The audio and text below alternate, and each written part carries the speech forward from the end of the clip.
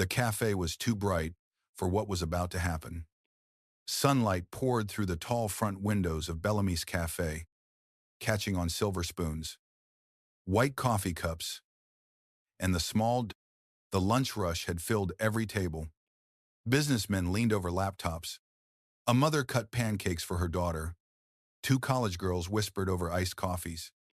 Everything smelled like roasted espresso, buttered toast, and fresh rain drying on the sidewalk outside.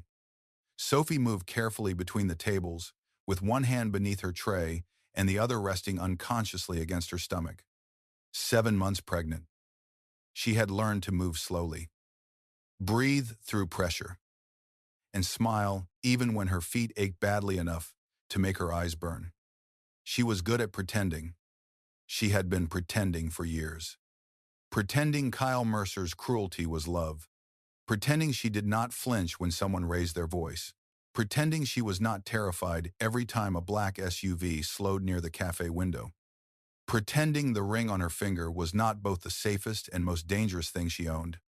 She was setting down a cappuccino when the cafe door opened. The little bell above it rang once. Sophie froze. Every instinct in her body recognized him before her eyes did. Kyle Mercer stepped inside wearing a navy suit, expensive shoes, and the same smile he used whenever he wanted the world to believe he was harmless. He looked like a man who had never lost anything because he believed everything could be taken back by force. His gaze found Sophie immediately. For a moment, the cafe noise thinned. The hiss of the espresso machine faded. The scrape of forks softened. Sophie felt the baby shift beneath her ribs, as if even her unborn child had sensed the danger walking toward them. Kyle smiled wider. "Well," he said, loud enough for nearby tables to hear. "Look at you." Sophie straightened.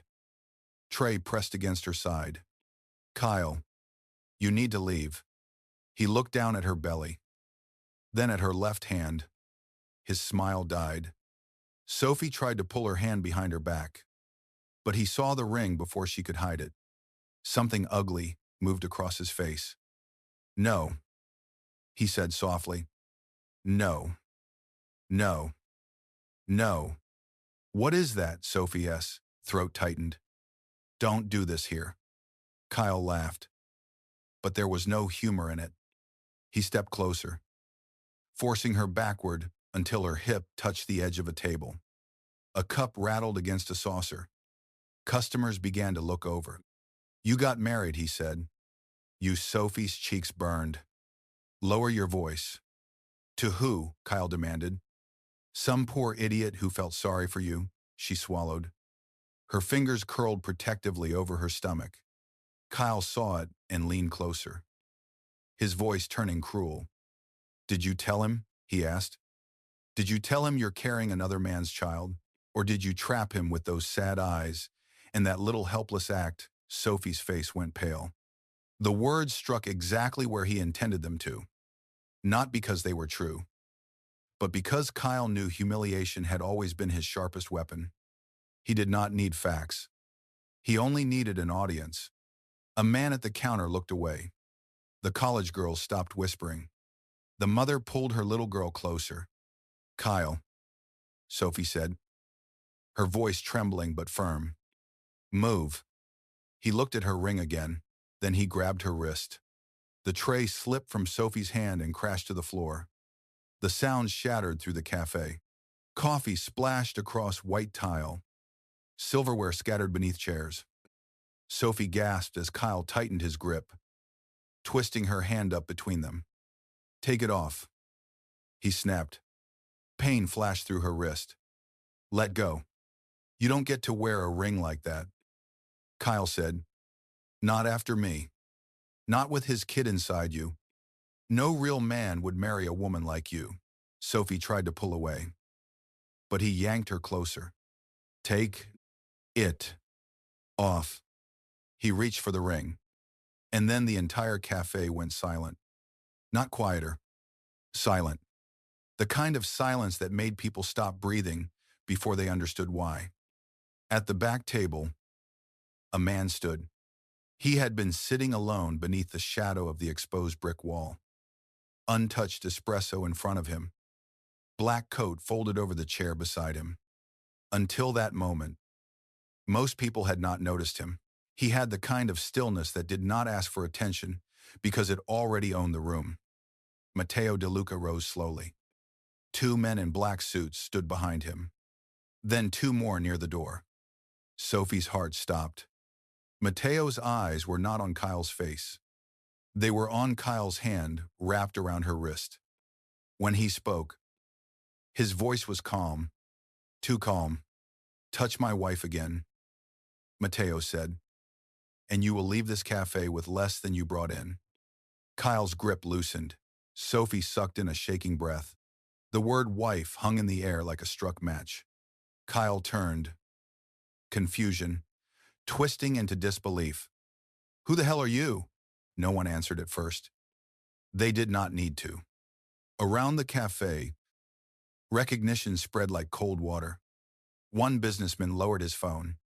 A woman near the window whispered, "That's Matteo DeLuca." Kyle heard it. His face changed. Everyone in Boston knew the DeLuca name. Even if they pretended not to, they knew it from sealed indictments that never became convictions. From restaurants that opened overnight and rivals who disappeared from boardrooms. From luxury hotels, private harbors, quiet judges, and men who never raised their voices because other people did their screaming for them. Matteo walked forward. Not fast. Not angry. That was what made it worse. He moved like a man with nothing to prove because the city had already learned the cost of testing him. Sophie's pulse thundered in her ears. She should have felt rescued. Some part of her did. Another part, the wounded and stubborn part that had survived men who confused protection with possession. I wanted to run from both of them. Matteo stopped close enough that Kyle had to tilt his head back to meet his eyes. "Release her," Matteo said. Kyle let go. Sophie pulled her wrist to her chest. A red mark bloomed where his fingers had been. Matteo saw it. The muscle in his jaw flexed once. That was the only warning. One of Matteo's bodyguards stepped beside Kyle. Not touching him. Not yet. Kyle took a step back anyway. "This is a joke," Kyle said, but his voice had cracked. "She's not your wife." Matteo reached for Sophie's hand. He did not grab. He did not demand. He offered his palm. Waiting. Sophie looked at it. The cafe watched her. Her wrist hurt. Her stomach tightened with stress. Her pride screamed not to let another powerful man decide the shape of her life in public, but Matteo's hand stayed open. That was the difference. Slowly, Sophie placed her hand in his. Matteo turned her palm upward and looked at the ring he had placed there 16 days ago in a courthouse before sunrise. With no flowers, no music, and four armed men standing outside the door. Then he lifted her hand. Not to show ownership, but proof. "I put that ring on her finger," he said. "If anyone wants it removed, they ask me." Kyle's face flushed. "You have no idea what she is." Matteo's gaze went colder. "I know exactly what she is." He looked at Sophie then, and for one dangerous second, the room disappeared. "She is the only person in this city who ever saved me without asking what I was worth." Sophie's breath caught. Kyle stared between them, hatred turning his face sharp. "This isn't over," he said. Matteo leaned in slightly. "No," he agreed. "It is not." A bodyguard opened the cafe door. Kyle hesitated. Humiliated now in the same public way he had tried to humiliate her. Then he walked out, shoulders stiff, face burning. The bell above the door ringing weakly behind him. No one spoke. Sophie pulled her hand from Matteo's. "I told you not to come here," she whispered. His eyes dropped to her wrist again. "And I told you he would come back. I had a shift. You had protection." I had bills. His mouth tightened. You have me. The words landed too heavily, too intimately. Sophie looked away first, because the dangerous truth was not that Matteo DeLuca had claimed her in front of everyone. The dangerous truth was that some broken part of her had wanted him to. 6 months earlier, Sophie Lane had known Matteo DeLuca by another name. Matt. Just Matt. He had walked into Bellamy's café at 1143 p.m. on a Thursday, when the city outside was drowning in rain and Sophie was working the closing shift alone. He wore a black suit beneath a dark wool coat, his hair damp, his face unreadable. He ordered black coffee and sat in the corner booth with his back to the wall. Sophie noticed three things immediately. He tipped before he drank. He watched exits instead of people. And there was blood on his cuff. She had almost called the police. Then two men entered the cafe. They were not customers. Sophie knew it before they spoke. Their coats were too clean for the rain. Their eyes moved too quickly. One kept his right hand inside his jacket. The man in the corner booth did not turn around, but his fingers tightened once around his coffee cup. Sophie had been afraid of dangerous men before. Kyle had taught her that danger did not always arrive with guns. Sometimes it arrived with flowers and apologies. Sometimes it smiled at your friends and crushed your wrist beneath the dinner table. But this danger was different. It was quiet, controlled, and bleeding. The two men asked for the back exit. Sophie pointed them toward the hallway. Then, without thinking, she walked to the corner booth and said, "Storage room." Now, the man looked up. His eyes were dark, almost black, and so steady they should have frightened her more than they did. "You know who I am?" he asked. "No," Sophie said, "but I know they're not here for coffee." A flicker of something crossed his face. Amusement, maybe, or surprise. He stood and followed her through the kitchen into the storage room. She pushed him inside, shut the door, and knocked over a stack of empty crates to block it from view. When the men returned, she was mopping the floor. "Anyone leave?" one asked. Sophie looked at him with the exhausted boredom of a waitress who had dealt with drunk customers, cheating husbands, angry mothers, and men who thought kindness was an invitation. "Only my patients," she said. They left 5 minutes later. When Sophie opened the storage room, the man was leaning against the shelves, one hand pressed to his ribs. "You are either very brave," he said, "or very foolish." Sophie grabbed a clean towel. "Most women are both." "Sit down." He obeyed. That should have been her first warning. Men like him did not obey unless they chose to. She cleaned the cut beneath his ribs with shaking hands. He watched her face, not her hands. "You didn't ask what happened," he said. "I don't want to know." "You should." "I really shouldn't." He almost smiled. "What is your name?" he asked. "Sophie." "Sophie?" he repeated, like he was testing how it felt in his mouth. She glanced at him, and yours a pause. "Matt." It was a lie. She knew it. But she accepted it because some lies were safer than truth. For 3 weeks after that night, he came back to the cafe near closing. Always alone. Always taking the corner booth. Always ordering black coffee he barely drank. He never flirted the way other men did. He did not ask where she lived. He did not touch her. He did not offer to fix her life. That was why she began talking to him. Not about everything. Never Kyle. Never the bruises that had faded from her wrist months after the breakup. But small things. Her dream of owning a bakery cafe. Her mother's old recipe cards. The tiny apartment above a laundromat where the pipes screamed every morning at 6. The way she hated being underestimated because she was soft-spoken. Matt listened like every word mattered. That was more dangerous than any gun. Then one night, Kyle came in drunk. He had found out where she worked. He stood at the counter and smiled like he had brought nostalgia instead of poison. "Come on, Soph," he said. "You can still be mad." She told him to leave. He laughed. Matt stood from the back booth. Kyle saw him and sneered. "Who's this, your rebound?" Matt did not answer. He simply looked at Kyle. Kyle left without finishing his sentence. Afterward, Sophie turned on Matt, angry because fear had made her hands shake and she hated that he had seen it. "I didn't need you to save me," she said.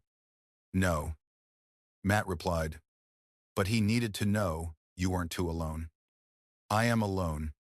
His gaze held hers. "Not anymore." She should have walked away then. Instead, a week later, when gunfire shattered the cafe windows just after midnight, Matt threw himself over her body and dragged her behind the counter before the first bullet hit the espresso machine. The attack was not meant for her, but after that night, she became part of his war. He took her to a safe house on the edge of the harbor. Black SUVs, silent men, a penthouse with reinforced glass, a doctor who asked no questions. A world so rich and violent it felt less like a life than a locked room wrapped in velvet. That was when she learned his real name. Matteo DeLuca. Not Matt, not a wounded stranger. The youngest head of the DeLuca family in 3 generations. A man feared by criminals, judges, politicians, and anyone smart enough to understand that power did not always wear a crown. Sophie should have hated him for lying.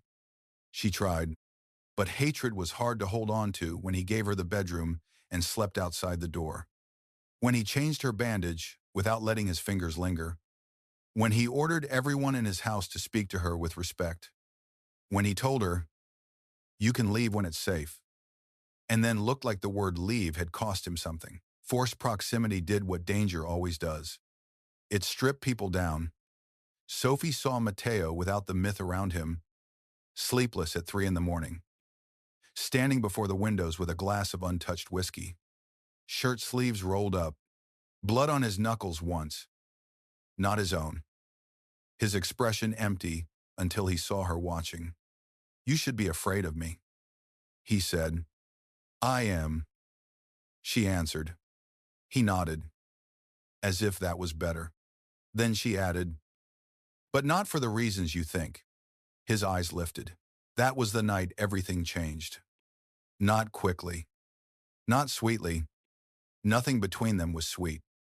It was tension held too long, a hand almost touching her waist, then stopping, his coat around her shoulders on the balcony, her fingers brushing the scars across his ribs when she changed the dressing that reopened after he shielded her during a second attack. Silence stretched thin as wire. When he finally kissed her, it was after she had accused him of treating her like a fragile thing. "I am not breakable," she had whispered. Matteo looked at her mouth. "No, you are worse. Worse, you are something I could lose." The kiss was careful at first. Then it was not. By morning, he was gone. He left a note. 6 words in black ink. "You are safer without my shadow." Sophie read it once. Then again. Then she folded it neatly, placed it in her apron pocket, and went back to work with a hole in her chest where trust had briefly lived. She found out she was pregnant 7 weeks later. She did not tell him. She told herself it was because Matteo had left, because his world was violent, because no child deserved to be born into a war, because she was not going to chase a man who had decided her life for her and called it protection. All of that was true, but the deepest truth was simpler and more painful. She was afraid he would come back only for the baby, not for her. Then the letters started. No return address, no signature, just photographs of her entering the clinic, her apartment door, the cafe window, one photo of her sleeping on the bus, taken from too close. On the back of the last one, someone had written DeLuca Blood should not be raised by a waitress. That was when Matteo returned. He arrived at her apartment at dawn, black coat soaked from rain. Eyes so cold, she almost did not recognize him. "Why didn't you tell me?" he asked. Sophie held the door half open, her stomach just beginning to show beneath an oversized sweater. "Which part?" she replied. "That I was pregnant or that someone was stalking me because of you?" Pain moved through his face so quickly she might have imagined it. Then it disappeared. "Pack a bag." "No." "Sophie." "No." She snapped. "You don't get to vanish. Come back. And order me around. Someone put a price on you. Someone put a price on me because you brought me into your world." "I know." The admission stopped her. Matteo looked past her into the tiny apartment. The old couch. The unpaid bills stacked beside the toaster. The baby vitamins on the counter. The life she was trying to build with shaking hands and stubborn hope. "I know," he said again, quieter, "and I will spend the rest of my life paying for that." He told her the truth then. A rival family, the Santoros, had learned she was carrying his child. His uncle Vittorio, who had wanted Matteo to marry into a Mafia alliance, had leaked enough information to make Sophie a target. If Matteo acknowledged her publicly without legal protection, every enemy he had would use her. If he hid her, they would hunt her anyway. So he offered a solution that sounded like a threat because everything in Matteo's world did. Marriage. Legal. Immediate. Private. "You want me to marry you for protection?" Sophie asked, staring at him in disbelief. "I want you alive. That is not the same thing." His eyes locked on hers. "No," he said. "It is not." She almost said no. Then someone fired a shot through her apartment window. The bullet struck the wall 3 inches from the baby vitamins. Matteo moved faster than thought. He covered her body with his and took her to the floor as glass exploded across the kitchen. That was how Sophie Lane ended up in a courthouse before sunrise, wearing a pale blue dress under Matteo's black coat, while a judge with nervous hands married her to the most dangerous man in Boston. When Matteo slid the ring onto her finger, his thumb brushed her skin. "I will not ask you to love me," he said softly. "Good," Sophie whispered, because her eyes were burning. "Because I want." He nodded once, but he looked at her like he did not believe her. 16 days later, Kyle Mercer grabbed that same wrist in Bellamy's café, and Matteo DeLuca finally stopped hiding his wife. After the café incident, Matteo took Sophie through the back door before reporters could arrive. They walked into the alley behind Bellamy's, where 2 black SUVs waited with engines running. A bodyguard opened the rear door. Sophie stopped before getting inside. "No," she said. Matteo turned.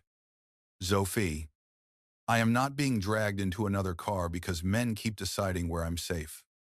His gaze flicked to her wrist. "You were assaulted in public. And you announced I was your wife in public? You are my wife. Legally," she said. Something dark crossed his face. "Is there another kind?" The question was too intimate, too close to the truth neither of them could touch. Sophie lifted her chin. "You didn't marry me because you loved me." Matteo stepped closer, blocking the wind with his body. "No." The word cut more than she expected. Then he said, "I married you because love would not have been enough to keep you alive." Before she could answer, his phone rang. He looked at the screen. The change in him was immediate.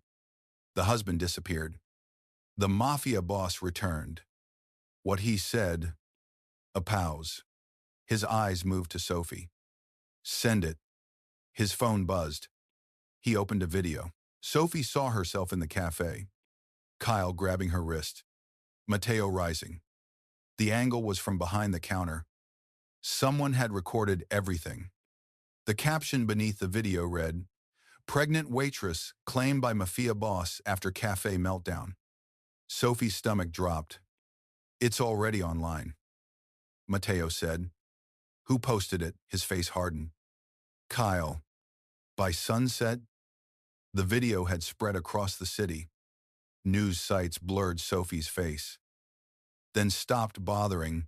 Gossip pages called her Matteo DeLuca's mystery wife. Some comments called her lucky. Some called her a gold digger. Some asked whose baby she carried. Others posted old photos of Kyle with his arm around her waist, turning her life into entertainment for strangers. Sophie sat in Matteo's penthouse, staring at the screen, until her vision blurred. The penthouse was beautiful in a way that felt lonely. Floor-to-ceiling windows, marble floors, a fireplace that burned without sound, security monitors hidden behind a panel in the study, men posted outside the elevator, women in tailored suits whispering into earpieces, a palace with locks. Matteo stood across the room, speaking quietly to his men. Find Mercer. Find who sent him the cafe angle. Pull every camera within 6 blocks. Sophie looked up. You had cameras in the cafe, Matteo went still. That silence was enough. Her heart sank. Matteo, it was for your protection. You were watching me after the letters. Yes, she rose carefully. One hand on the arm of the chair. You don't get to make that sound noble. His men began to leave. Matteo did not take his eyes off her. I had reason. You always have reason. That's the problem. He dismissed the last guard with a glance. The door shut. Then it was just them. The city glittered behind him like a field of knives. Sophie walked toward the study and pushed open the door. The security panel was still lit. On one screen was Bellamy's cafe. On another, the hallway outside her apartment. On another, the clinic entrance. She stopped breathing. Matteo followed but did not touch her. How long? She asked. Since the first photograph arrived. You should have told me. Yes. His honesty made her angrier. She turned on him. You don't get points for admitting it after I catch you. I know. Do you? Because you keep saying you want me safe. But you never ask what safety feels like to me. His expression changed then. Not softened. Matteo rarely softened. But something in him cracked open just enough for her to see the fear underneath. What does it feel like? He asked. Sophie's anger faltered. He stepped closer. Slowly. Tell me. She looked away because if she looked at him too long, she remembered the safe house. His coat on her shoulders. His body over hers as bullets hit glass.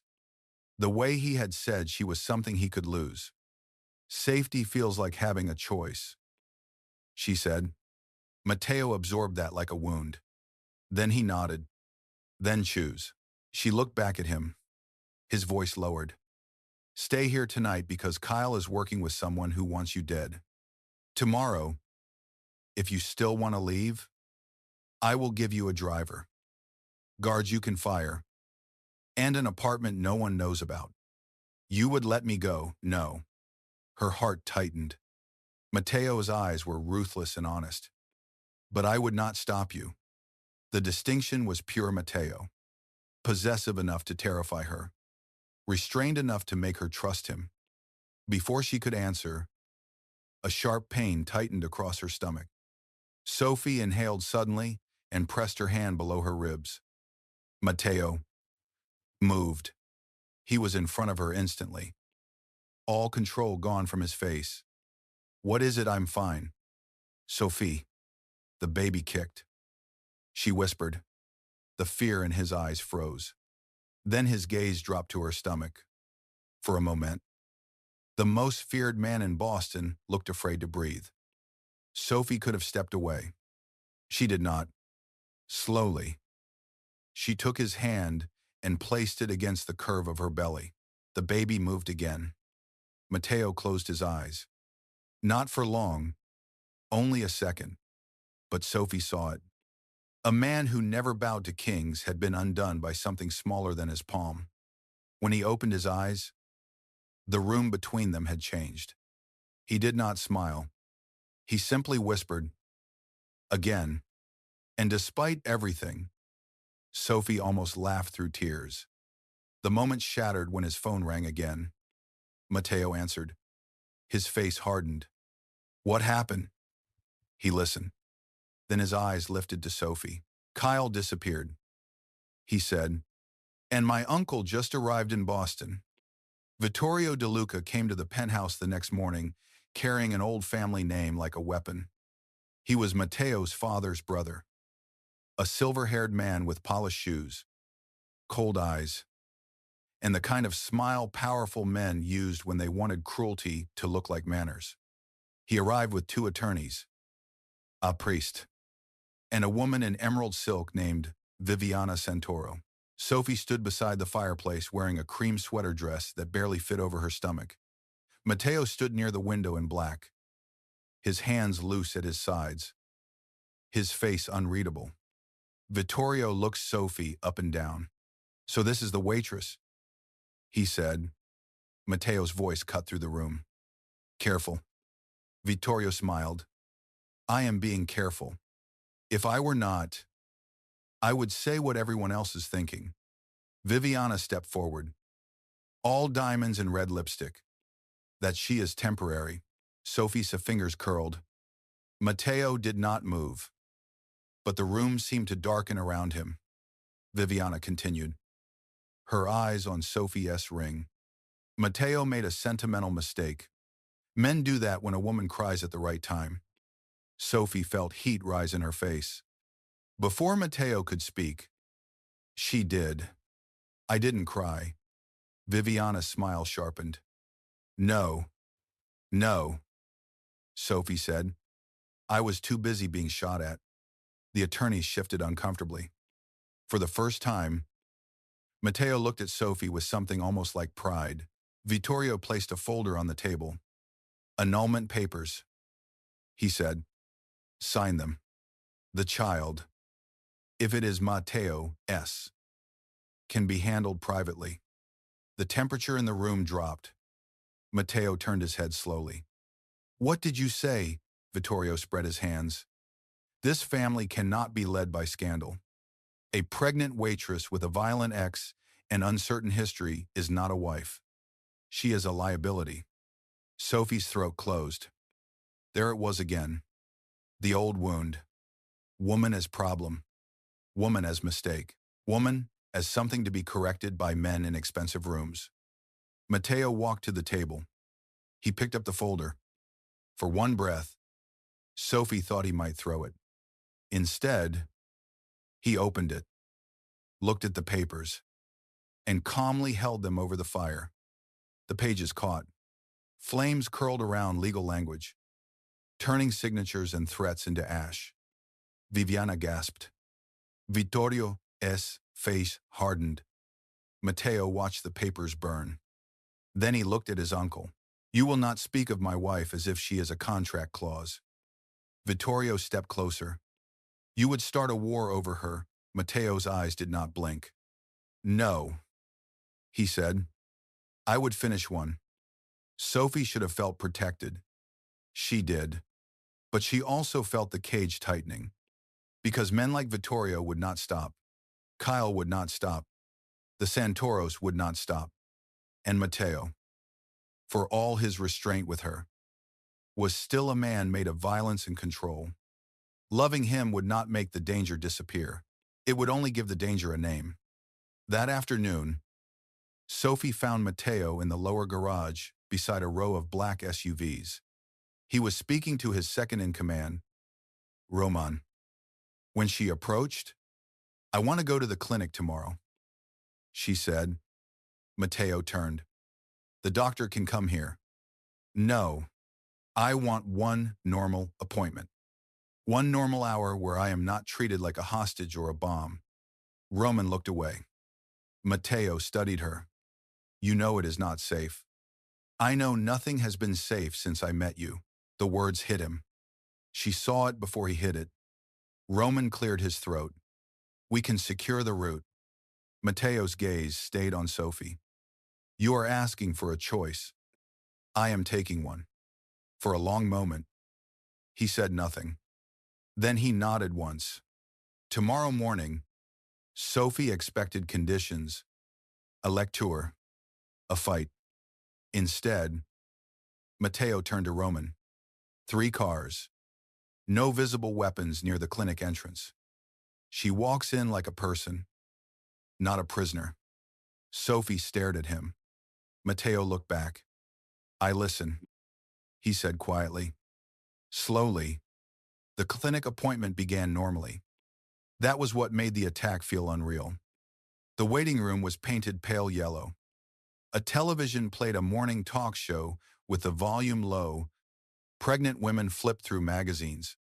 A nurse smiled at Sophie and told her the baby's heartbeat sounded strong. Matteo waited outside the exam room because Sophie asked him to.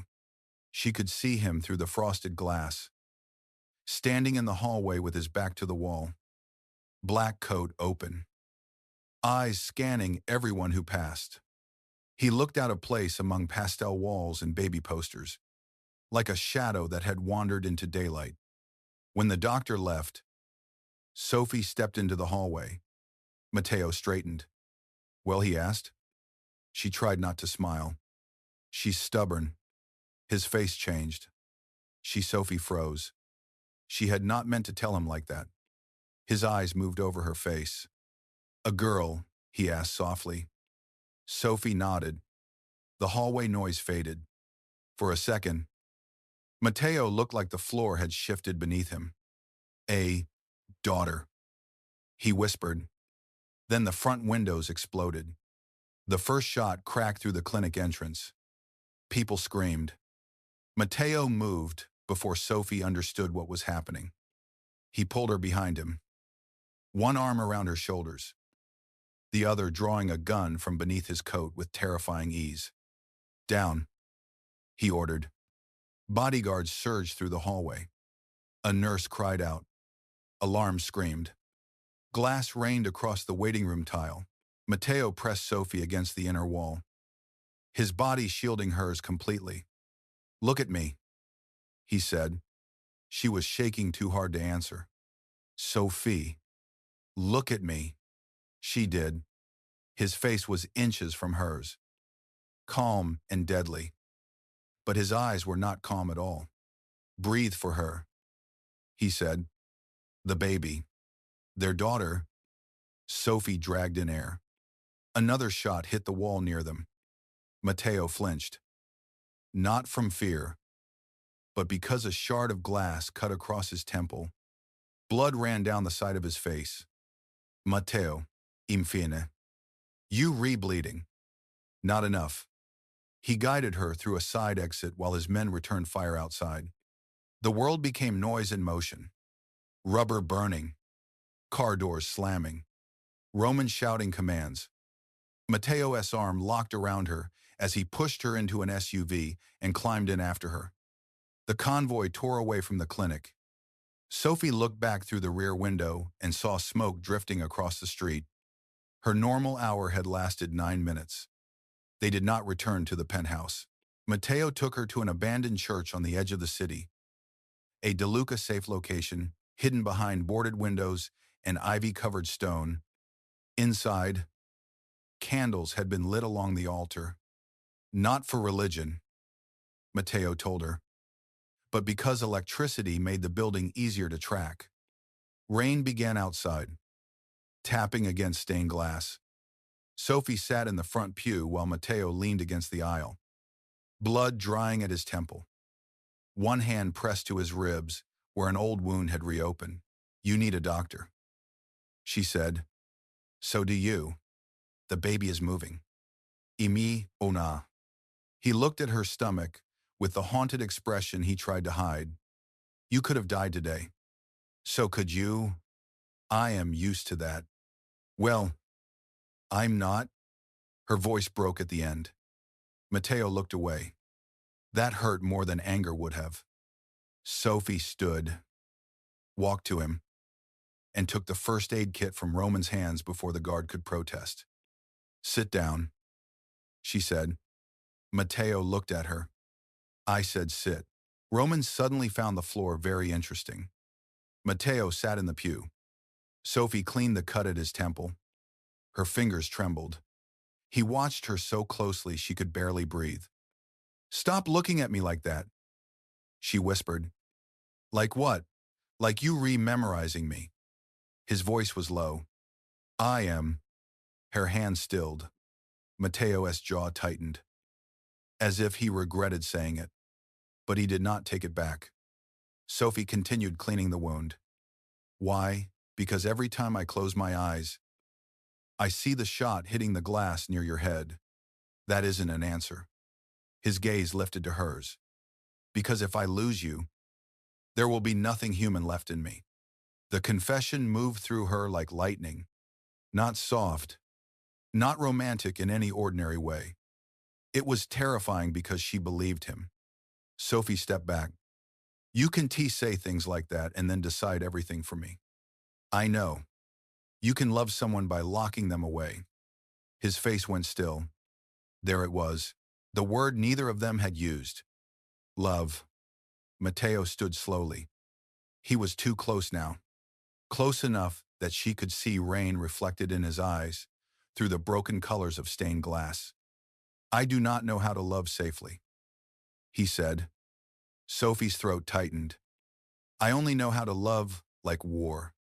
A tear slipped down her cheek before she could stop it. Matteo lifted his hand. Stopped before touching her. Waited. That broke her more than if he had pulled her into his arms. Sophie closed the distance herself. She stepped into him, pressing her face against his chest. For 1 second, Matteo did not move. Then his arms came around her. Careful because of the baby. Fierce because of everything else. Outside, thunder rolled over the harbor. Inside the abandoned church, the Mafia boss held his wife like a man afraid God would notice and take her away. The betrayal came from someone Sophie trusted. Lena had worked beside Sophie at Bellamy's for 2 years. She was the one who covered Sophie's shifts during morning sickness. The one who brought ginger tea. The one who cried when Sophie said she was married. Not because she was happy, but because she knew secrets that big usually came with bruises. So when Roman brought Lena into the church basement with tears streaking her mascara, Sophie's first instinct was denial. "No," Sophie said. Lena subbed. "I'm sorry." Matteo stood in the shadows beside the old wine cellar, silent and lethal. Roman placed a phone on the table. Massage, payment transfers, photos. Lena had sent Kyle Sophie's clinic appointment, café, schedule, and apartment address. Sophie felt the room tilt. "Why?" she whispered. Lena covered her mouth. "My brother owed money. Kyle said no one would get hurt. He said Matteo was using you. He said he only wanted to talk to you." Sophie stared at her. "You watched him grab me." Lena cried harder. "I know." Sophie backed away. Matteo moved. But she raised a hand to stop him. No one spoke. That hurt more than Kyle. Kyle had always been cruel. Lena had been kind. Betrayal from kindness leaves a different scar. Matteo's voice was cold when he addressed Roman. "Take her home. Put guards on her brother. No one touches them until Sophie decides." Lena looked up. Stunned. So did Sophie. Matteo did not look at Lena. He looked at his wife. "Her pain belongs to you," he said. "Not me." Something inside Sophie shifted. It was not forgiveness. Not yet, but it was the first time Matteo had handed her power instead of taking it. Later that night, Sophie found him standing alone near the ruined altar. "You surprised me," she said. "I surprise myself around you." She almost smiled. But the day had been too heavy. What happens now? Now Kyle runs out of people to hide behind. And the Santoros, they made a mistake. What mistake? Matteo turned from the altar. They aimed at you and missed. The next morning, Kyle sent a video. He stood inside what looked like a dark theater. Rows of empty red seats behind him. Stage lights glowing weakly overhead. His face was bruised from someone else's anger, but his smile remained sharp. "Hi, Sophie," he said. "I know you're rewatching."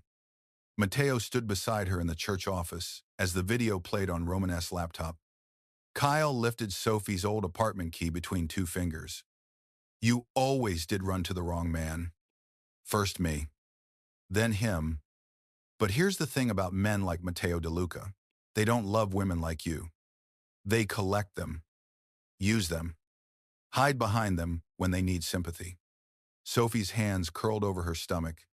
Kyle's smile widened. "Come alone." Sophie. Midnight. The Orpheum Theater. Or I release the clinic records. The videos. The photos. Everything. I'll let the whole city decide if that baby is really his. Matteo reached for the laptop. Sophie stopped him. Kyle leaned closer to the camera. "And bring the ring. And I want to watch you take it off." The video ended. Silence. Then Matteo picked up the laptop and threw it against the wall. It shattered. Sophie flinched. Matteo froze when he saw. The rage left his face instantly, replaced by something worse. Shame. "I'm sorry," he said. She believed him. But fear had memory, and her body remembered before her heart could decide. Matteo stepped back, giving her space. "I will not let him near you. He wants me there. He wants bait. He wants control." Sophie said. "There's a difference." Matteo's eyes narrowed. Sophie looked at the broken laptop. "Kyle doesn't just want to expose me. He wants to make me choose humiliation. He wants me to walk in and hand him proof that he still has power over me. And you think I will allow that?" "No," she said. "I think you will storm in with guns and make it about your war." His face hardened. "It is my war. It is my wrist." He grabbed. "My name," he dragged online. "My friend," he manipulated. "My child," he threatened. Matteo went very still. Sophie stepped closer. "I am not asking you to stay away.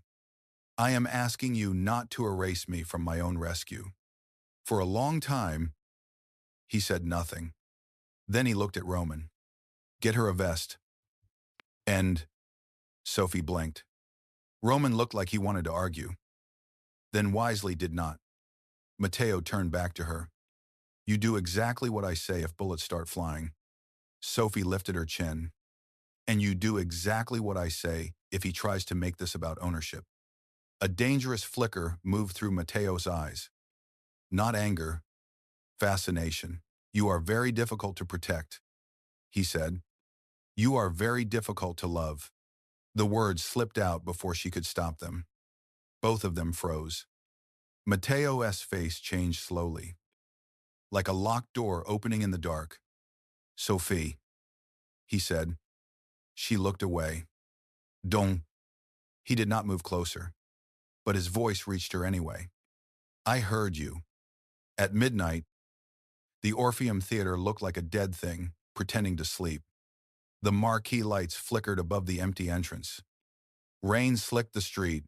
Black SUVs rolled silently into the alley behind the building. Headlights off. Matteo's men moved like shadows through side doors and fire escapes. Sophie wore Matteo's coat over a protective vest, her ring cold against her finger. Matteo stood beside her backstage, checking the earpiece Roman had placed beneath her hair. "You stay where I can see you," he said. "No." His eyes snapped to hers. "I stand where he can see me," Sophie said. "That's the point." His jaw tightened. Every instinct in him rebelled. She could see it. The need to put his body between her and everything else. The urge to lock the world out with blood and steel. But he nodded. Barely. That tiny nod felt more intimate than a kiss. Sophie walked onto the stage. The theater smelled like dust, velvet, and old applause. Kyle stood beneath a single spotlight near the front row. Beside him was Enzo Santoro, heir to the rival family, smiling with a gun loose at his side. Several armed men lined the aisles. Kyle clapped slowly when Sophie appeared. "There she is," he said. "Mrs. DeLuca." Sophie stopped center stage. Her heart pounded so hard she could hear it in her ears. But her voice was steady. "You wanted me. I'm here." Kyle looked disappointed that she was not crying. His gaze dropped to her stomach. Then her hand. "The ring?" he said. "No." His smile twitched. "Still pretending he chose you. He did choose me." Kyle laughed. "He chose the baby. Men like him need heirs. That's all. You are a convenient womb with a sad little face." The words struck, but they did not enter the way they once would have. Because from the darkness beyond the stage, Sophie felt Matteo watching.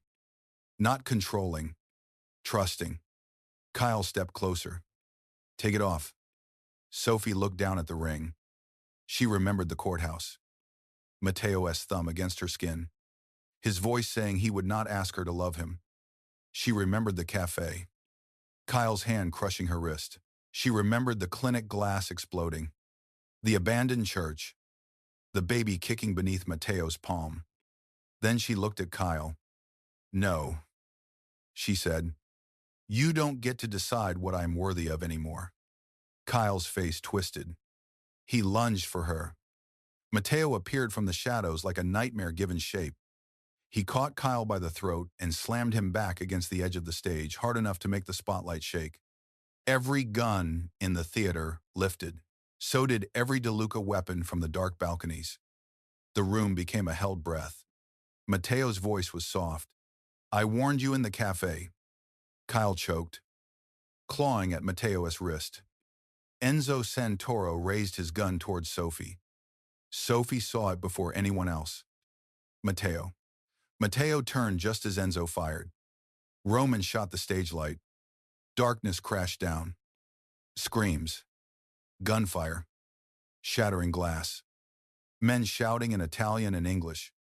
Sophie dropped behind a speaker, both arms around her stomach, breathing the way Matteo had taught her. "Breathe for her." A hand grabbed her ankle. Kyle. Even in chaos, he found her. He dragged himself toward her, face wild with hatred. "You ruined my life." He spat. Sophie kicked free, but he caught her wrist again. The same wrist. The same ring. The same old terror. But Sophie was not the same woman.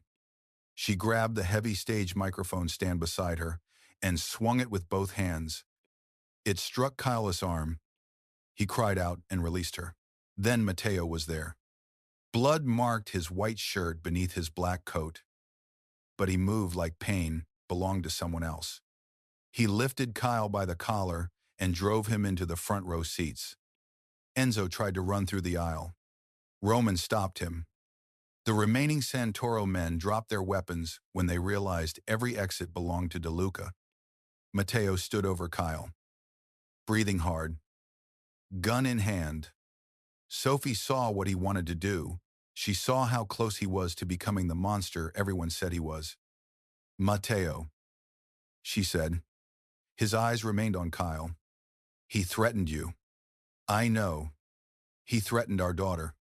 "I know." His hand tightened around the gun. Sophie stepped closer, shaking. "If you do this for me, you don't do it in front of me."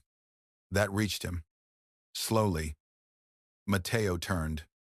His face was terrifying. Blood at his temple. Rainwater on his coat. Rage in every line of his body. But beneath it was fear. The fear of losing her. The fear of being unworthy of the one person who had seen him as more than his violence. Sophie held out her hand. Not the ring hand. The other. Matteo stared at it. Then he lowered the gun. The sound of it hitting the stage floor echoed through the theater. Kyle laughed weakly. She made you weak. Matteo looked down at him. No, he said. She gave me something to spare. Police sirens wailed in the distance. Not ordinary police. Judges and officers Matteo trusted because he owned their secrets or their loyalty. Kyle and Enzo would not disappear. They would stand trial with enough evidence to bury both families' public faces and enough fear to keep their private ones silent. But before they were taken, Kyle looked at Sophie one last time. You think he loves you, he spat. Ask him when he knew. Sophie went still. Mateo's expression changed. Too late. Kyle smiled through blood on his lip. Ask him when he knew the baby was his. The theater tilted. Sophie turned to Matteo. What does he mean? Matteo said nothing. That silence was worse than confession. Sophie stepped back. No, she whispered. Tell me he's lying. Matteo's face was stripped bare now. I knew before the courthouse. Her breath left her. How the clinic records. My men found them when we traced the first thread. You knew, yes. You knew she was yours and didn't tell me I was going to. When, after you locked me in a penthouse, after you decided what was safe, after you let me believe you married me out of obligation, his pain was quiet. That made it harder. I married you before I saw the records. Matteo said. Sophie froze. He stepped closer, but stopped when she stepped back. The judge signed the paperwork at 6:12 that morning. He said, Roman got the records at 6:47. I did not know she was mine when I put the ring on your finger. Tears filled Sophie's eyes. Then why hide it? His voice broke on the edge of control. Because the second I knew, I became worse. She stared at him. Matteo looked down, as if ashamed of his own heart. I could pretend I was protecting you because it was right, because I owed you, because you were innocent. But when I knew she was mine, he swallowed. I wanted to keep you, both of you. I wanted it so badly I did not trust myself to tell you without making it sound like a claim. Sophie's ange tremble. Not gone, but changed. You let me feel alone with that fear. I know. You let Kyle's words hurt me when you could have stopped them. His eyes lifted. Yes, the honesty hurt, but lies would have hurt more. Sophie wiped her cheek. I don't know how to forgive that tonight. Matteo nodded once. I will wait. She laughed bitterly through tears. You don't wait. For you, he said. I have been learning. The baby moved beneath her hand. Sophie closed her eyes. The theater around them was broken. Police lights flashed red and blue through the rain-streaked doors. Men were being dragged into the aisles. Matteo stood before her bleeding. Powerful, guilty, and completely hers in a way that still terrified her. She did not fall into his arms. Not then. Instead, she said, take me home. His face flickered. The penthouse, no. She looked toward the ruined stage. Then back at him. Our home. But I choose the room. I choose the locks. I choose who watches the doors. And tomorrow, you tell me everything. No more secrets dressed up as protection. Matteo bowed his head once. Not as a boss. As a husband, everything, he said. 3 weeks later, Bellamy's café reopened. Not as it had been. The broken windows were replaced. The tile was repaired. The counter had been rebuilt with warm wood and brass edges. Fresh flowers sat on every table. The old sign remained outside. But beneath it, in smaller gold lettering, was a new name. Lane Bellamy. Sophie had refused when Matteo first handed her the ownership papers. Then she read the note attached. Not a gift. A debt repaid to the woman who saved my life before she knew my name. She signed only after changing the agreement, so the cafe belonged solely to her. Matteo had looked offended for half a second, then proud for much longer. The opening day was sunny. Boston glittered after rain. The streets washed clean. The air cool and bright. Customers lined up before noon. Some came for coffee. Some came because the scandal had made Sophie famous. Some came hoping to glimpse Matteo DeLuca. They did. He sat in the same corner booth where he had once pretended to be Matt, wearing a black suit, one hand resting on the table, his wedding ring visible. No bodyguards stood inside. Sophie had allowed 2 outside. That was marriage. She had told him. Compromise. Matteo had said, compromise looks suspiciously like surrender.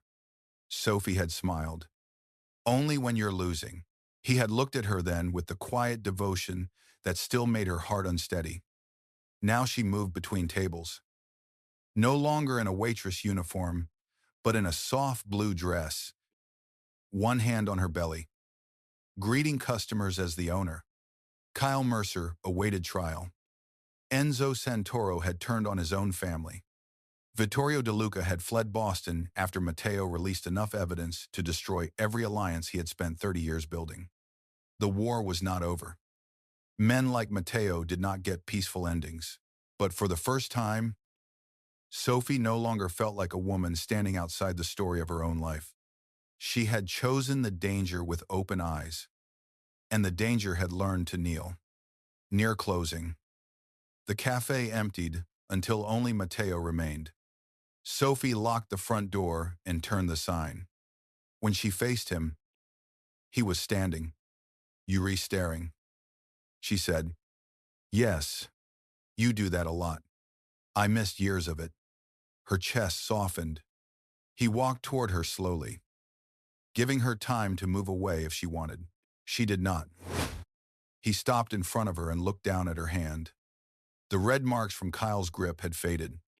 Matteo touched her wrist gently, almost reverently. "I still see it," he said.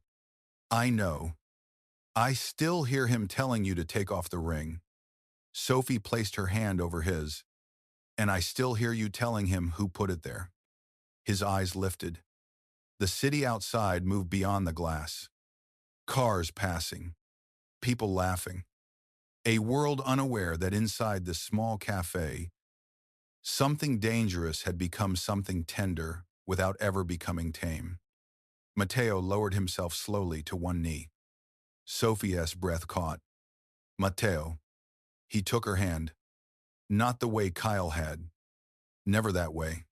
He held it like something trusted. Not owned. "I married you in fear," he said. "I protected you badly. I loved you worse. I kept secrets because I thought truth would give you a reason to leave." Tears blurred her vision. He looked up at her. "So I am asking now, with no judge, no VAR, no gunfire, and no lie between us." His thumb brushed the ring. "Stay my wife because you choose me. Not because I saved you. Not because of our daughter. Not because my name scares the world. Because somewhere inside all this darkness, you still see the man who drank bad coffee just to hear your voice." Sophie laughed through her tears. "It was terrible coffee. The worst. You came back anyway. Every night." She touched his face. The feared Matteo DeLuca closed his eyes beneath her palm. There he was. Not soft. Never harmless. But hers. Sophie lowered herself carefully until she was kneeling in front of him too. Both of them on the cafe floor, where months ago a tray had shattered and a man from her past had tried to tear away her future. She kissed Matteo gently. His hand came to her waist, stopping first, asking without words.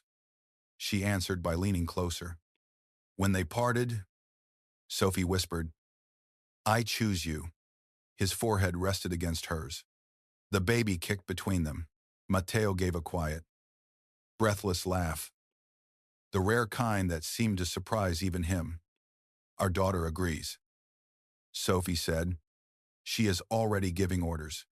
She gets that from you. His eyes warmed. No, he said. From her mother. Outside, two black SUVs waited at the curb. Men in dark suits watched the street. Somewhere beyond the city lights, enemies were counting losses and planning revenge. But inside the cafe, sunlight faded into gold across the floor. Sophie Lane stood with her husband's hand in hers, no longer hiding the ring. The woman Kyle Mercer had called unwanted had become the one person Matteo DeLuca would burn the world to protect. And the Mafia boss who once believed love was only another weakness had learned the most dangerous truth of all. A man with nothing to lose is feared, but a man with a wife and daughter to come home to is unstoppable. Matteo opened the cafe door for Sophie, his hand resting lightly at the small of her back.